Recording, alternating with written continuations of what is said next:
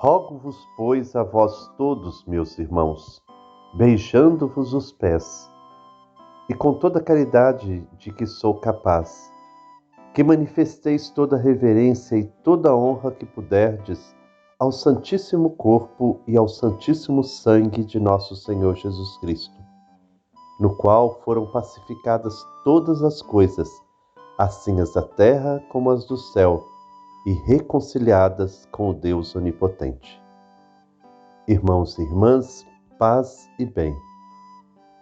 Hoje, quinta-feira, celebramos a solenidade do corpo e sangue de Cristo. Com estas palavras de São Francisco de Assis, iniciamos nossa reflexão. Em nome do Pai, do Filho e do Espírito Santo. Amém. São Francisco de Assis foi um amante da Eucaristia.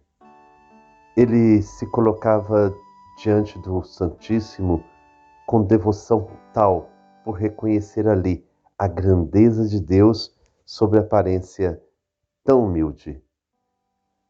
Participando da profunda alegria de Francisco diante do amor personificado na Eucaristia, em comunhão com toda a nossa Igreja, rezemos como o pobre de Assis.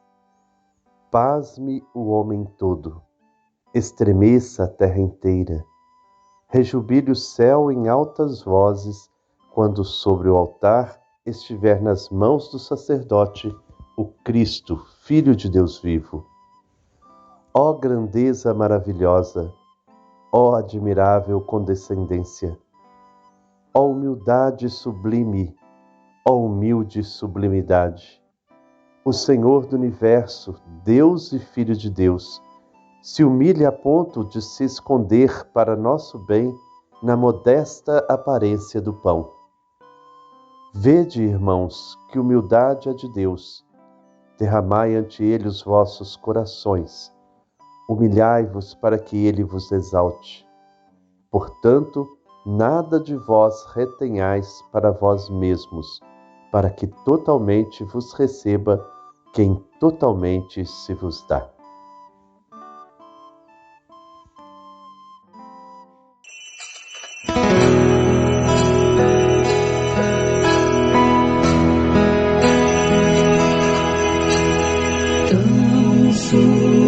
Sublime sacramento, adoremos neste altar, pois o Antigo Testamento deu ao Novo seu lugar. Venha a fé, por suplemento dos sentidos completar. Ao eterno Pai cantemos,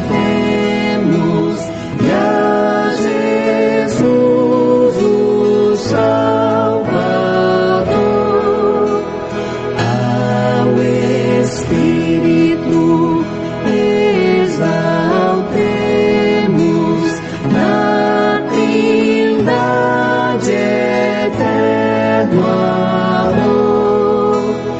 Ao Deus uno e trino demos alegria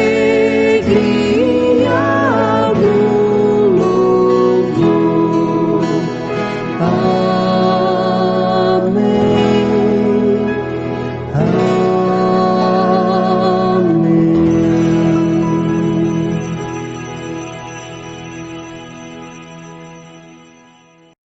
Dando prosseguimento à nossa reflexão sobre a carta de São Paulo aos Romanos, hoje nós vamos iniciar o capítulo 4. Vamos meditar os versículos 1 a 17. Paulo apresenta Abraão agora não mais apenas como pai dos judeus, pai do povo de Israel. Abraão é pai de todos os povos, porque o que conta é a fé, e Abraão é o pai da fé. Vamos então ouvir com atenção este texto bíblico, capítulo 4, versículo 1 a 17 da carta de São Paulo aos Romanos. Quem irá proclamar para nós será o Cristiano de Muriaé, Minas Gerais.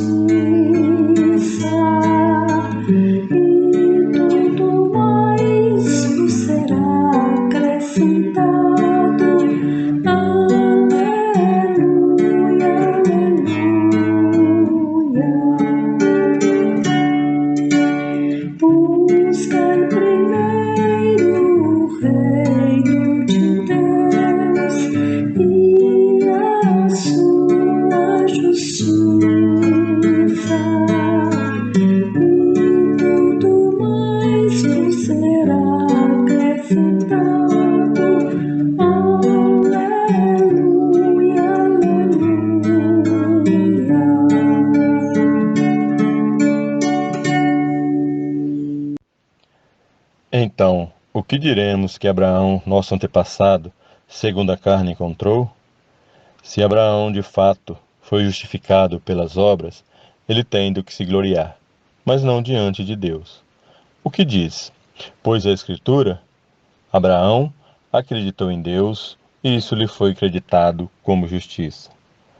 A quem faz um trabalho, o salário não é considerado como gratificação, mas como algo devido. Se alguém não trabalha, mas acredita naquele que justifica o ímpio, sua fé lhe é acreditada como justiça.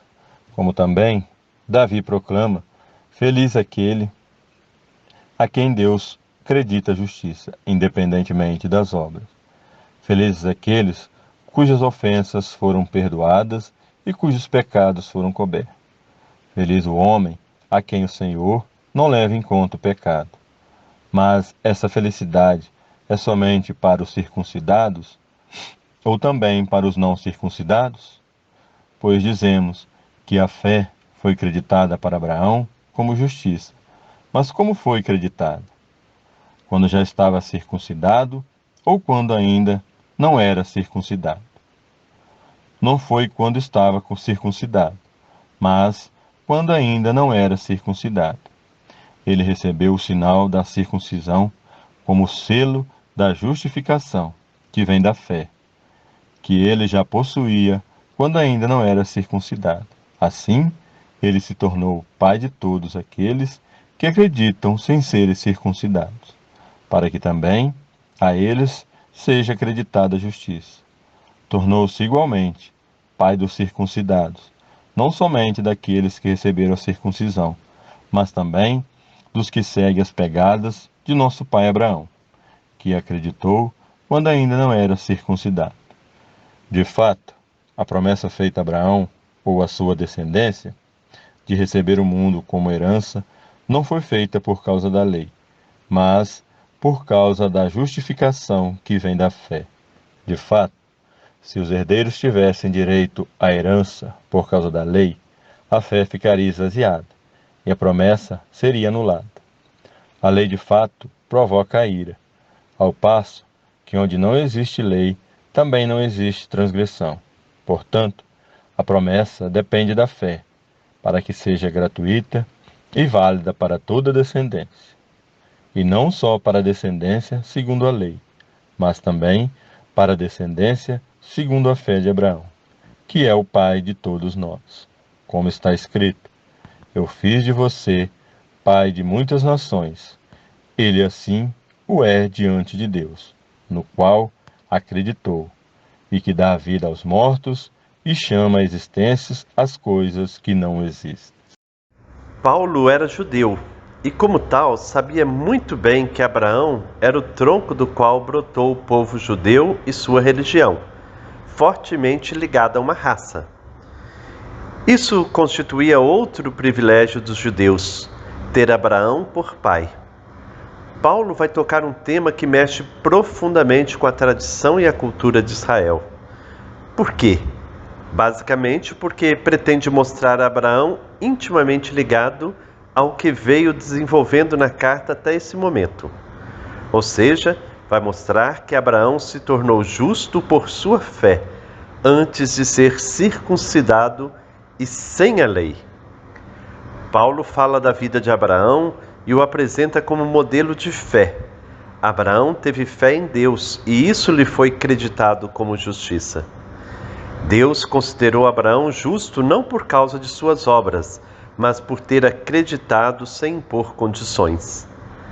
A visão farisaica do mundo e da religião aparece no texto através da comparação do assalariado.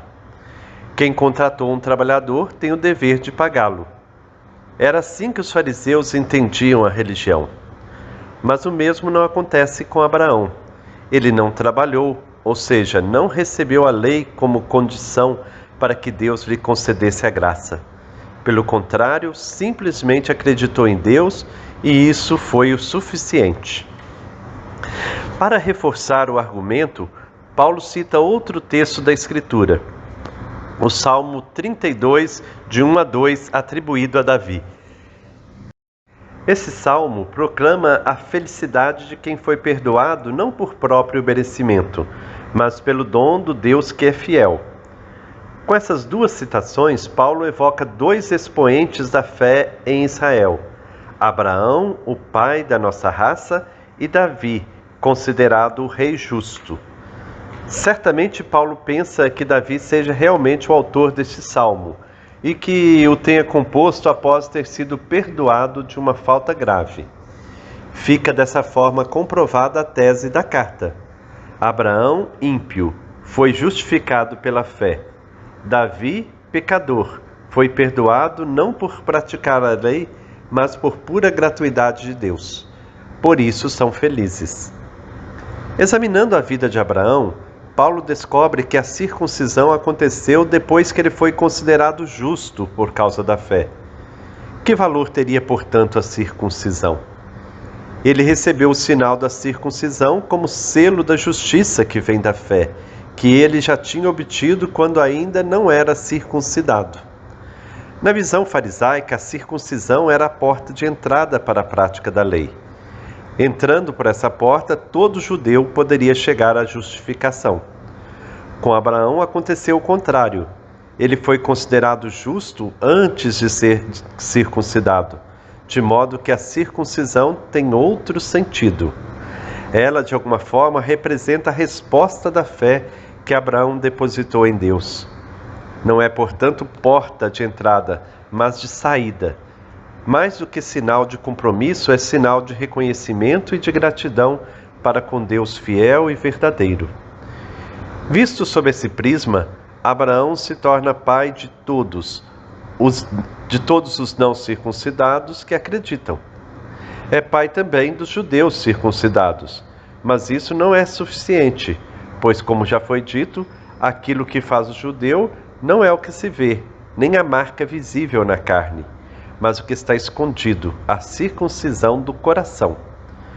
Consequentemente, Abraão é o pai de toda a humanidade que crê. Quem são, portanto, os herdeiros de Abraão? Pois a ele e a seus descendentes foi prometido o mundo em herança. Visto que ele foi o pai de todos nós, e dado que se torna justo mediante a fé, o mesmo acontece com seus herdeiros. Estes não se reduzem a uma raça, como queria a religião farisaica.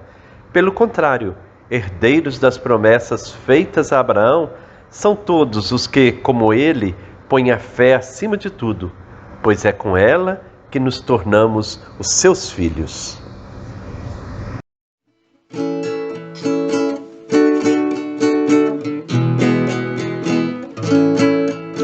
Esperto como lambari, teimoso como sapé, assim caminha Abraão, fiel a Deus Javé. Vamos nós também com ele firmar o nosso pé e com mais ações concretas testemunhar a nossa fé. Bom dia, Eliane, bom dia, Frei Gilberto, comunidade de fé, você que reza com a gente nesta manhã, no campo e na cidade, paz e bem. Que bom, né, Eliane, ver Paulo lá naquele tempo buscar no Antigo Testamento a figura de Abraão, um grande guardião da fé, fiel ao projeto de Deus, em busca da terra prometida. Trazendo para o nosso tempo de hoje, Papa Francisco, quando nos convoca a ser uma igreja de saída, é para a gente buscar também quais são os nossos referenciais na caminhada, pessoas, né, de fé, homens e mulheres que testemunham essa fé viva de Deus na construção do projeto de Deus. Então, Abraão é essa referência, né, para a gente, e as nossas comunidades precisam muito, né, de buscar essas referências das pessoas que servem a Deus, que é fiel ao projeto de Deus. Abraão e Sara, né, tem uma história que marca a história do povo de Deus lá no Antigo Testamento, no Novo Testamento é lembrado e é lembrado também nas comunidades nos tempos de hoje. Abraão e Sara somos também nós. Como um rio não sabemos onde passar, mas na incerteza do caminho estamos certos de Deus encontrar.